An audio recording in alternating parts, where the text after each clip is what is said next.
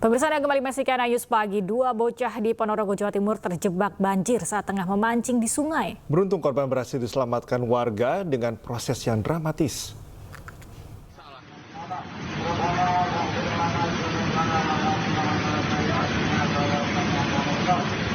Kasih neng jam ini mas, cak mancing banjir kok ora munggah. Detik-detik penyelamatan dua bocah yang terjebak banjir di Sungai Sedak, Kecamatan Jenangan, Ponorogo, Jawa Timur terekam video amatir warga.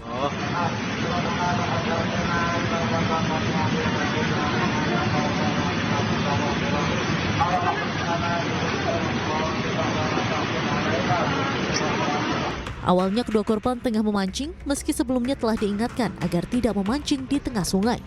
Dua korban kemudian nekat menyeberang dan memancing di atas batu besar di tengah sungai. Saat tiba-tiba banjir datang, dua korban berusaha menepi, namun air meninggi dan arus kian deras.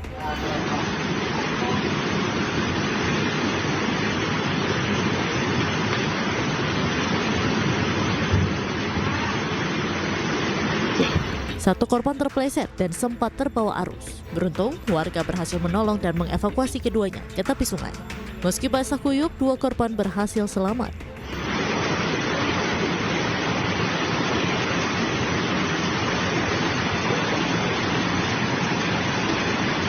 Alhamdulillah.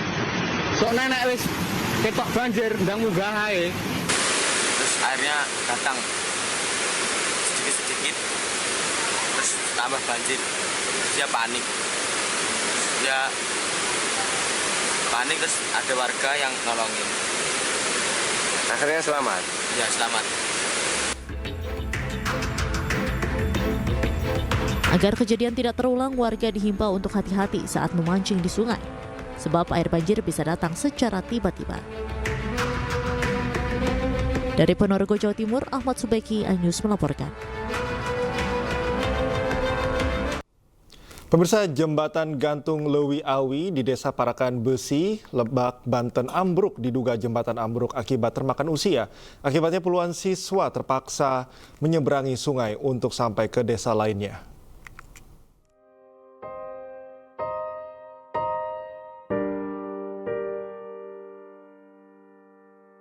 Puluhan siswa sekolah di Kampung Lewi Awi, Desa Parakan Besi, Kecamatan Lewi Damar, Lebak, Banten harus menyeberangi derasnya aliran sungai untuk sampai ke desa lainnya pasca jembatan ambruk. Jembatan gantung sepanjang 70 meter dengan bentangan 1 meter ini ambruk akibat termakan usia. Beruntung putusnya jembatan berusia 15 tahun ini tidak menelan korban jiwa. Alhasil untuk sampai ke desa terdekat, warga terpaksa memutar sejauh 20 km. Udah rapuh gitu. Sini kan terputus, Pak. Sementara warga lewat mana, Pak, aksesnya, Pak? Kalau warga lewatnya ya mungkin kalau misalnya dari Kampung Lewi Sabrang mau ke luar, apa mau ke pasar, apa mau ke kota itu lewat Bojongmanik, lewat Parakan Besi sekitar 20 kilo. Kampung Lewi Awi. Tadi habis sekolah terus menyeberang lewat sini? Iya. Soalnya nggak ada jalan lagi. Nggak ada jalan lagi? Iya. Sekolahnya di mana emang? Di SMP 4 Lewi Damar. SMP 4 Lewi Damar. Waktu pagi juga lewat mana? Waktu pagi lewat sungai. Lewat sungai. Warga berharap pemerintah segera membangun kembali jembatan. Pasalnya banyak warga sulit menyeberangi sungai dari atas jembatan yang sudah terputus. Sementara jika melintasi sungai, warga khawatir air sungai meluap. Dari Lebak, Banten, Iskandar Nasution, iNews melaporkan. Hujan deras ditambah buruknya saluran air membuat Jalan Tanjung Duren Raya Grogol, Petamburan, Jakarta Barat dilanda banjir. Tingginya genangan air membuat pengendara motor yang nekat melintas mogok.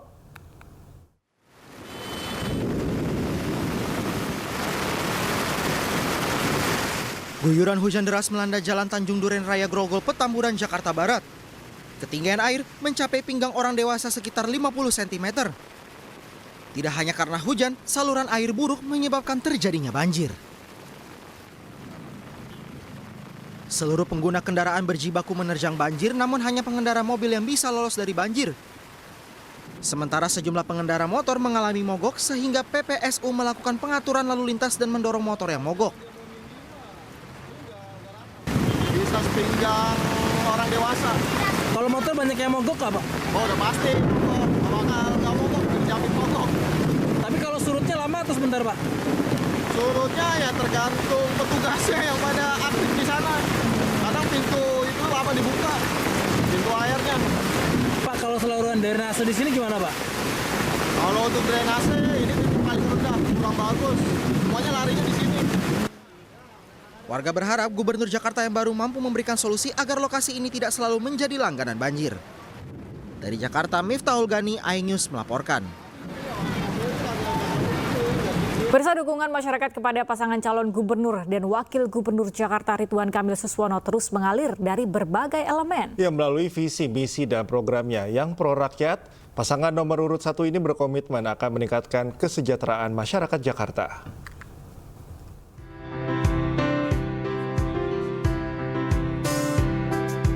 Sekitar 3.000 warga Kelapa Gading mendeklarasi dukungannya kepada pasangan Ridwan Kamil Suswono di Pilgub Jakarta 2024. Mendapatkan dukungan dari berbagai macam profesi, mantan Gubernur Jawa Barat ini menyampaikan sejumlah program andalannya untuk pengetesan kemiskinan, menurunkan harga pengangguran, hingga pendidikan yang layak dan gratis bagi warga Jakarta. Mudah-mudahan dengan semangat ini doa kami agar menang satu putaran menjadi terwujud, kira-kira begitu. Dan saya akan kembali lagi ke Kelapa Gading nanti setelah kemenangan membahas lebih teknis gitu ya, curhatan Kelapa Gading seperti apa. Dukungan masyarakat untuk pasangan Ridho juga hadir dalam acara tasyakuran silaturahmi dan peringatan Maulid Nabi yang digelar politisi Partai Golkar Agung Laksono di Jatinegara, Jakarta Timur. Di hadapan masyarakat, Ridwan Kamil menyampaikan program 1 juta lapangan kerja, pendidikan gratis, hingga pangan murah bagi warga Jakarta. Harapannya biar Jakarta maju aja, pokoknya semakin maju deh. Dari pendidikan semuanya biar murah-murah ya, kayak cabai semua, beras dah biar murah. Supaya Indonesia ini semakin maju dari pendidikannya, terutama KJP jangan dipersulit. Nah, jadi dilancarkan, dimudahkan BPJS, KJP yang kami harapkan. Dukungan yang terus mengalir kepada pasangan Ridho tak lepas dari keyakinan masyarakat Jakarta bahwa pasangan ini dinilai sebagai figur yang mampu membawa kemajuan dan perubahan positif bagi Jakarta. Tim Liputan iNews melaporkan. Calon Gubernur Jakarta nomor 3 Pramono Anung bersama sejumlah relawan pendukungnya bersepeda mengelilingi Jalan Protokol Jakarta. Sementara itu pasangannya Rano Karno menghadiri deklarasi dukungan relawan Bank Japra Indonesia.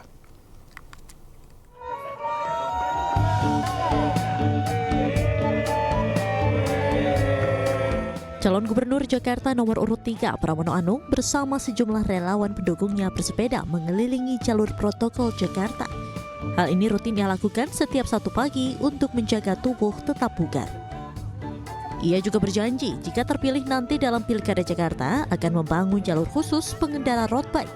Sebab jalur sepeda yang ada saat ini hanya diperuntukkan untuk pengendara sepeda lipat atau sepeda santai.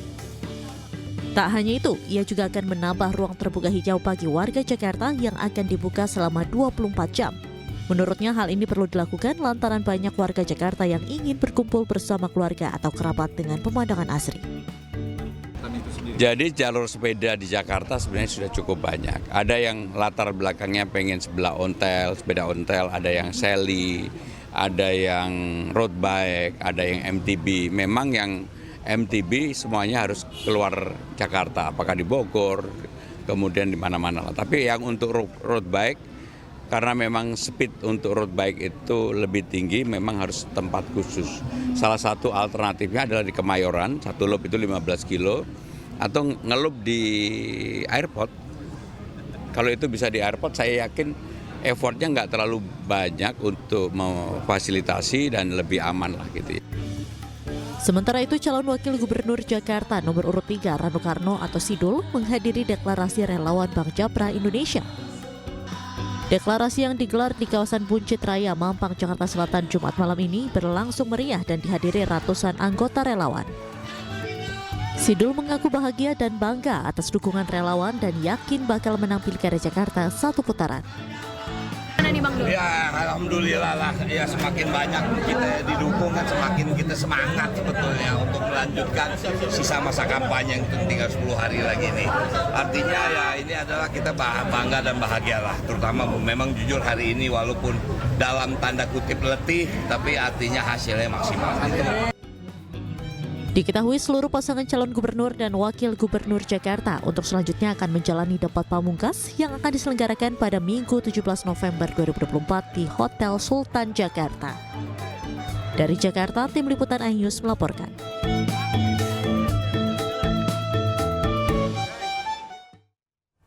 Jelang debat pamungkas Pilkada Jakarta 2024 yang akan digelar Minggu 17 November 2024, sejumlah persiapan pun terus dilakukan. Sementara ketiga pasangan calon gubernur dan calon wakil gubernur siap menjalani debat ketiga Pilkada Jakarta.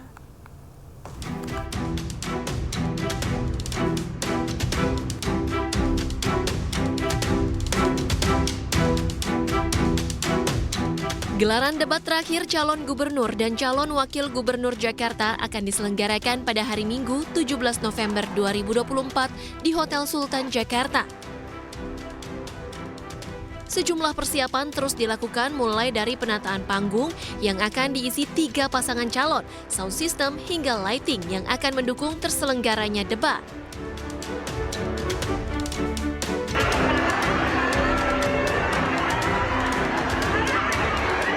Sementara calon gubernur Jakarta nomor urut 1 Ridwan Kamil dan juga calon gubernur Jakarta nomor urut 3 Pramono Anung menyatakan keduanya siap menghadapi debat pamungkas Pilkada Jakarta yang akan digelar Minggu esok. Juga besok ada debat, ya, mungkin ada pertanyaan dari media. Kita sudah latihan kemarin dan akan latihan lagi simulasi besok, sehingga di debat terakhir yang temanya tentang tata kota, lingkungan, mudah-mudahan dilancarkan, sudah persiapan, mudah-mudahan fisik sehat, suara mantap, dan bisa meyakinkan warga di sisa waktu. Saya kira itu. Persiapan debat sudah dilakukan. Semua program yang bagus dari Pak. Debat terakhir ini akan mengangkat tema lingkungan perkotaan dan perubahan iklim. Ketiga calon gubernur dan calon wakil gubernur akan memetakan program dalam merampungkan kota Jakarta ke depan. Dari Jakarta, tim liputan iNews melaporkan. Presiden ke-7 RI Joko Widodo menilai dukungan Presiden Prabowo Subianto terhadap Cagup-Cawagup Jawa Tengah nomor urut 2 Ahmad Lutfi Taj Yassin sah dan tak melanggar aturan. Hal itu ia sampaikan saat menghadiri kampanye terbuka Ahmad Lutfi Taj Yassin di Banyumas, Jawa Tengah.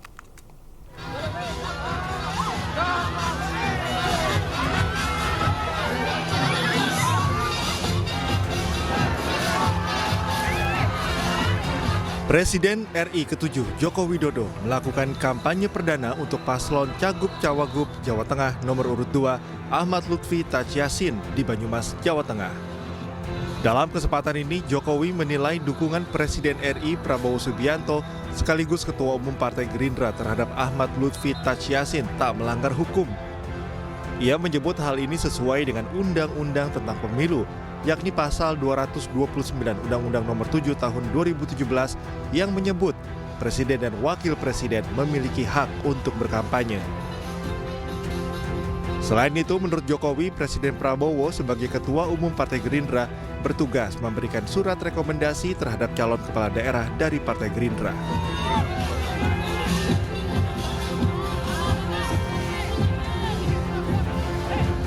Ya, semua orang tahu. Nggak perlu saya ceritakan. Tapi yang jelas, pemimpin baik di daerah harus memiliki visi yang jelas. Daerahnya, negaranya harus. Pasal 299 Undang-Undang Nomor 7 Tahun 2017. Di situ jelas disampaikan bahwa Presiden dan Wakil Presiden mempunyai hak untuk berkampanye. Ya kan? Kita tahu Pak Prabowo itu ketua partai Gerindra. Beliau yang merekomendasikan calon-calon yang ada di daerah-daerah. Jadi kalau beliau berkampanye, saya kira sah-sah saja, tetapi ada aturan mainnya.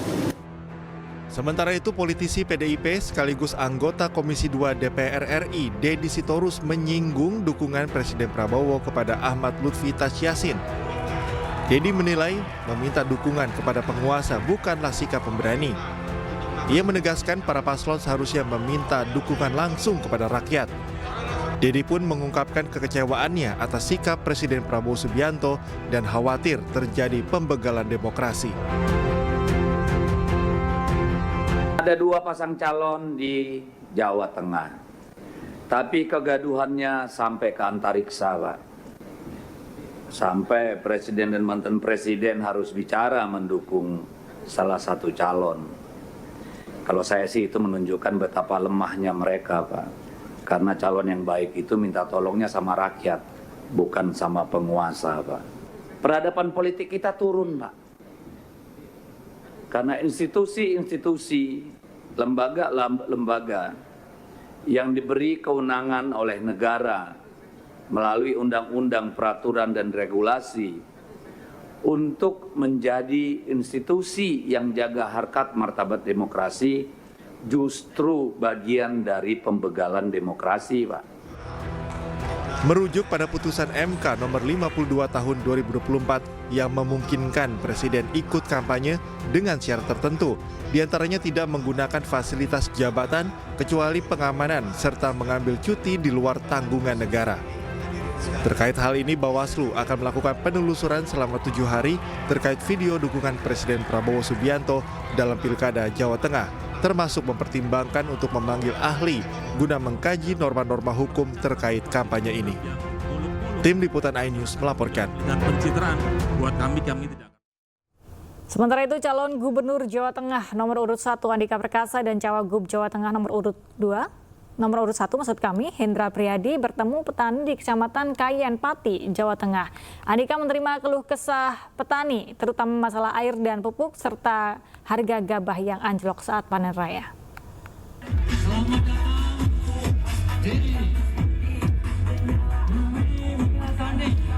Pasangan calon Gubernur Jawa Tengah Andika Perkasa dan Hendra Prihadi bertemu dengan ratusan petani di halaman parkir Kompleks Pemakaman Syekh Jangkung, Desa Kayen Pati, Jawa Tengah. Beberapa keluhan yang disampaikan oleh petani, diantaranya sulitnya mencari air saat musim kemarau dan banjir yang menjadi permasalahan rutin setiap tahun. Selain itu, petani juga mengeluhkan sulit dan mahalnya mendapatkan pupuk. Petani juga berharap pada pasangan Andika Hendi agar harga gabah bisa stabil karena seringkali anjlok ketika panen raya. Petani tadi macam-macam dan relatif memang walaupun nggak sama persis, tapi ya satu tentang air, kedua tentang pupuk, gitu kan. Ketiga biasanya selalu terjadi begitu panen, harga jualnya ini anjloknya. Para petani itu mendapatkan pupuk yang bagus, terus pengairan yang bagus karena cuaca kayak gini tuh jarang hujan, jarang Mas gitu. Harapan para petani pati itu pengennya pupuk gampang, terus pengairan yang bagus. Setelah menerima berbagai keluhan petani, Andika berjanji telah menyiapkan strategi khusus jika terpilih menjadi Gubernur Jateng. Dari Pati, Jawa Tengah, Lazarus Sandi, iNews melaporkan. Guna mewujudkan Pilkada serentak 2024 yang aman, damai, dan demokratis, Halakoh Ulama dan Deklarasi Damai digelar di Kabupaten Semarang, Jawa Tengah, dan Bulungan, Kalimantan Utara. Sebagai lembaga yang memiliki otoritas moral dan spiritual, Majelis Ulama Indonesia Kabupaten Semarang mengadakan Halakoh Ulama di Pendopo Rumah Dinas Bupati Semarang.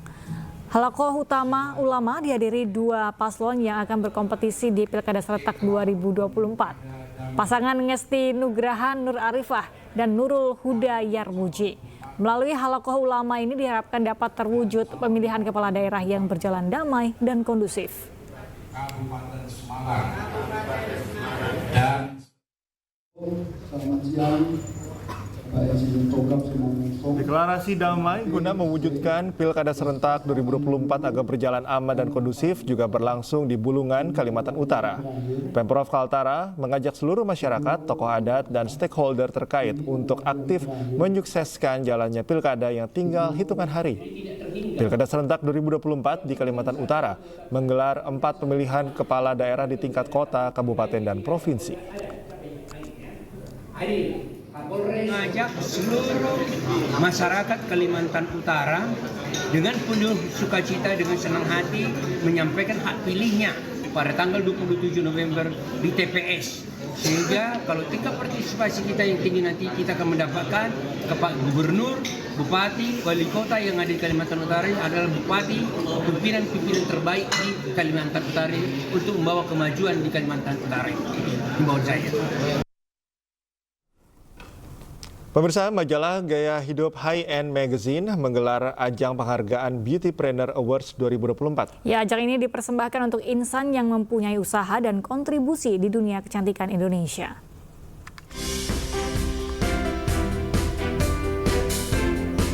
Eksekutif Cawaman MNC Group, Liliana Tanusudibyo, memberikan penghargaan dalam ajang High End Beautypreneur Awards 2024 kepada para insan yang berkontribusi dalam kemajuan industri kecantikan di Indonesia.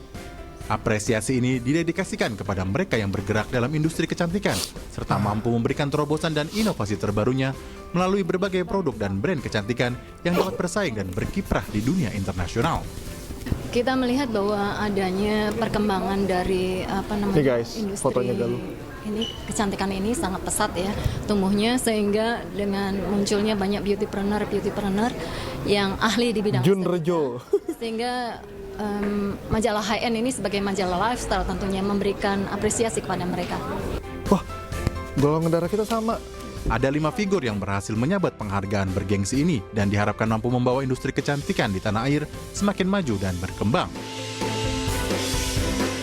Dengan penghargaan ini, saya harus lebih meningkatkan potensi diri saya untuk mengembangkan dan belajar lebih lanjut di bidang dermatologi estetik untuk mempunyai suatu inovasi dan gagasan terbaru yang dimana kita tidak boleh kalah dari luar negeri tentu saja. Ajang yang prestisius sekali, tapi menjadi sebuah tanggung jawab baru nih bagi saya karena ini akan menjadi tanggung jawab saya ke masyarakat karena pentingnya menggalakkan tentang pentingnya menjaga penampilan khususnya di beauty ini, dan juga karena ini di bidang beautypreneur berarti di entrepreneurnya saya akan menggalakkan juga ke semua pelaku bisnis.